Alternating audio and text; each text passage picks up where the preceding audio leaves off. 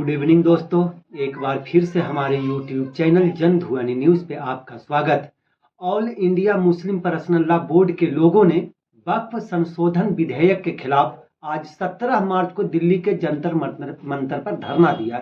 इसमें विभिन्न मुस्लिम संगठनों और सामाजिक संगठनों के प्रतिनिधियों के अलावा विपक्ष के कई सांसद भी शामिल हुए। खासकर टीएमसी के सांसद अबू ताहिर खान, IUUML के सांसद KC बशीर, NCP SP के सांसद फौजिया खान, CPIM के सांसद राजा राम सिंह, IMIM के सांसद असदुद्दीन ओवैसी, BJDI के सांसद मोहिबुल्लाह खान व अन्य नेता शामिल हुए। इसके अलावा वक्फ संशोधन बिल के खिलाफ जंतर मंतर पर हो रहे AIMPLB all India Muslim personal law board का हल्ला बोल कार्यक्रम में उलेमा, बुद्धिजीवी, सोशल एक्टिविस्ट और सियासतदां का जमघट धरना स्थल पर पहुंचा। लेकिन जिस पर बिहार के कुछ मुसलमानों ने ईमान ले आया है, नीतीश कुमार की पार्टी जदयू, लोक शक्ति पार्टी के चिराग पासवान की पार्टी, हम मांझी जी जीतन राम मांझी की पार्टी और राष्ट्रीय लोकमंच उपेंद्र कुशवाहा के कोई भी प्रतिनिधि वहां नहीं पहुंचा।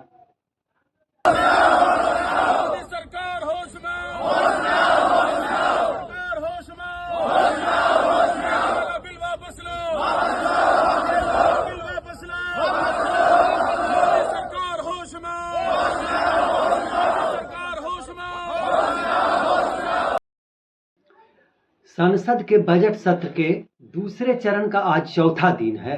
इस बीच All India Muslim personal law board का जंतर मंतर पर धरना प्रदर्शन हुआ।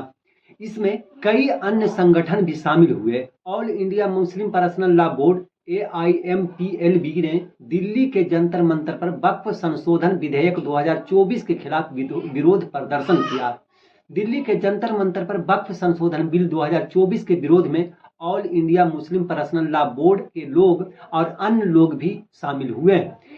AIMIM के चीफ असदुद्दीन ओवैसी ने कहा कि वक्फ संशोधन बिल कानून के नाम पर अराजकता फैलाने वाला और वक्फ की सुरक्षा और पारदर्शिता के नाम पर वक्फ संपत्ति को तबाह करने और इन पर कब्जा करने की साजिश है। इसलिए हम सरकार से मांग करते हैं कि वह अपनी कार्रवाई से रुक जाए, बिल वापस ले ले। बनर्जी साहब का, TMC के राजा साहब का, DMK का, हमारे नासिर भाई का और मुहिबुल्लाह नदवी साहब का हमने तमाम बड़ी कोशिशें की।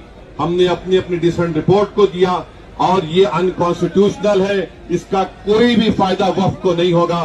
सिर्फ वक्फ बोर्ड को बर्बाद करने के लिए, वक्फ जायदादों को लूटने के लिए हुकूमत ये एंटी कॉन्स्टिट्यूशनल और एंटी मुस्लिम काम करने जा रही है। बहुत बहुत शुक्रिया। जानकारी के मुताबिक all India Muslim personal law board समेत अन्य मुस्लिम संगठन के लोग जंतर मंतर पर वक्फ बिल के खिलाफ सड़कों पर उतर आए हैं। All India Muslim personal law board ने कहा कि वक्फ संशोधन बिल भारत के धर्मनिरपेक्ष लोकतांत्रिक सिद्धांतों के खिलाफ है। भारतीय संविधान का स्वरूप 12 से 35 में मौजूद बुनियादी अधिकारों का उल्लंघन करता है।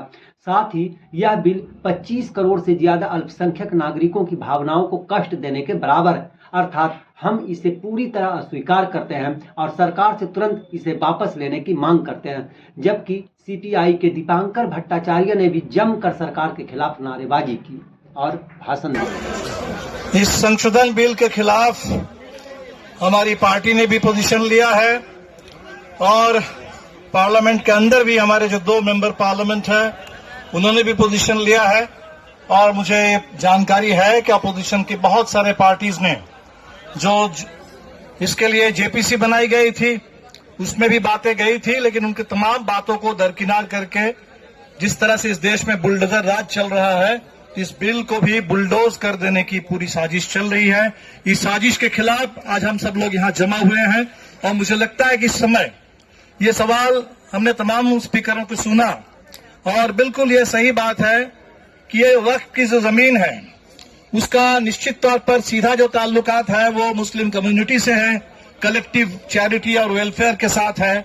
लेकिन ये जो सवाल है, ये सवाल इस समय सिर्फ किसी एक कम्युनिटी का सवाल नहीं है। आज हम लोग देख रहे हैं कि जो भारत में जिस फासीवाद के दौर से हम गुजर रहे हैं, ये एक एक करके मुद्दों को चुनते हैं, एक एक तबकों को टारगेट करते हैं और सबको अलग अलग करके बांट करके अपना पूरा मकसद पूरा करता है।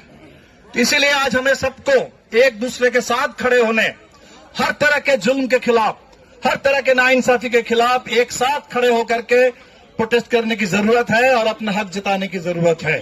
मुझे लगता है कि इस समय दो बड़े सवाल हैं। एक तो सवाल जमीन का है। इस देश में जमीन पर नजर है। जमीन कब्जा करने के लिए, उसको हड़पने के लिए, ये बात किसानों को अच्छी तरह से समझ में आती है।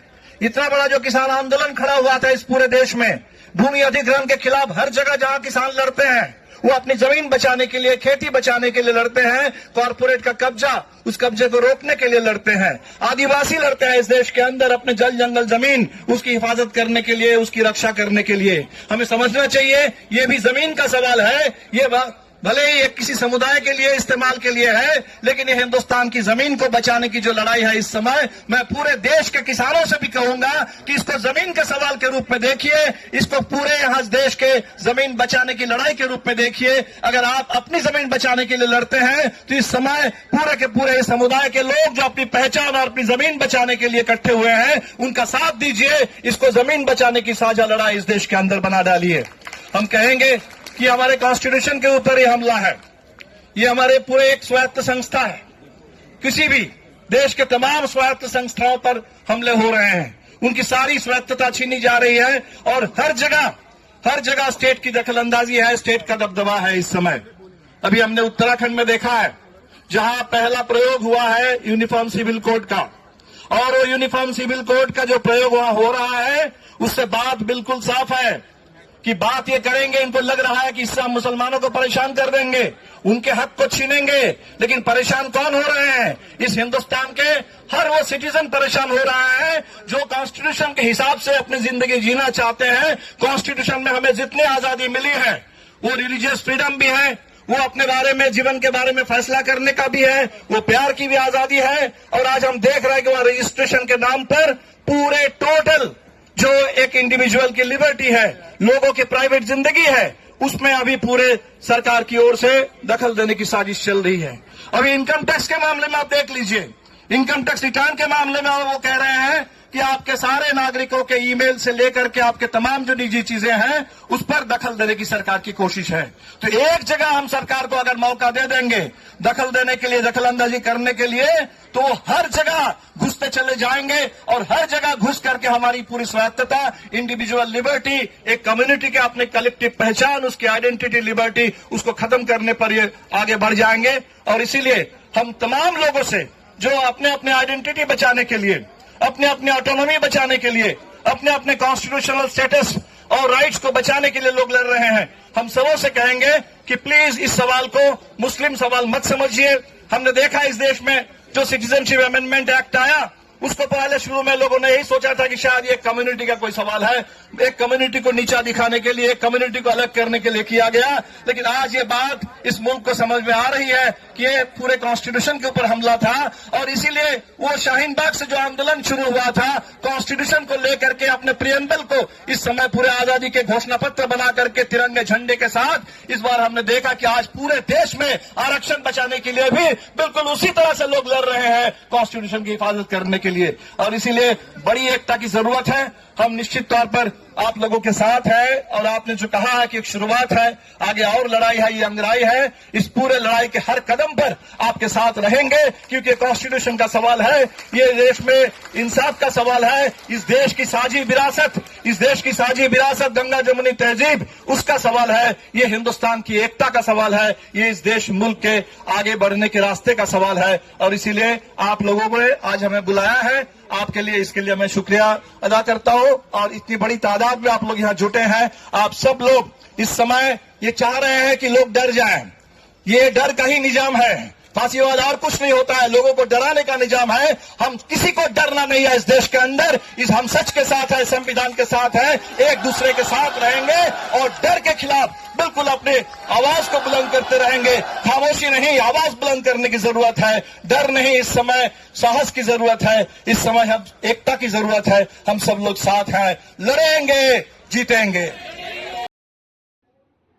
वक्फ संशोधन विधेयक 2024 के खिलाफ all India Muslim personal law के विरोध पर भाजपा के राष्ट्रीय महासचिव तरुण चुग ने कहा कि कुछ लोग भू माफियाओं के इशारे पर कठपुतली की तरह नाच रहे हैं। मैं इन संगठनों से कहना चाहूँगा, यानी all India Muslim personal law या जो लोग विरोध कर रहे हैं, मैं उनको कहना चाहूँगा कि विरोध के नाम पर अपनी दुकानों और भू माफियाओं के प्रति प्रेम दिखाने के बजाय गरीबों और मुसलमानों के हित में सोचने की कोशिश करें। इन भू माफियाओं को अपना चश्मा उतार कर देखना चाहिए। ये भाजपा की तरफ से बयान आया है। आज की खबर में बस इतना ही। आगे की खबरों के लिए बने रहें हमारे साथ। आपको ये वीडियो पसंद आया हो तो कृपया इसे लाइक करें और हमारे चैनल को सब्सक्राइब करना ना भूलें। आपके सपोर्ट से हमें और बेहतर कंटेंट बनाने की प्रेरणा मिलती है। आपका एक लाइक और सब्सक्रिप्शन हमें आपकी सेवा करने का हौसला देता है। कृपया चैनल को सब्सक्राइब करें और हमारे साथ जुड़े रहें।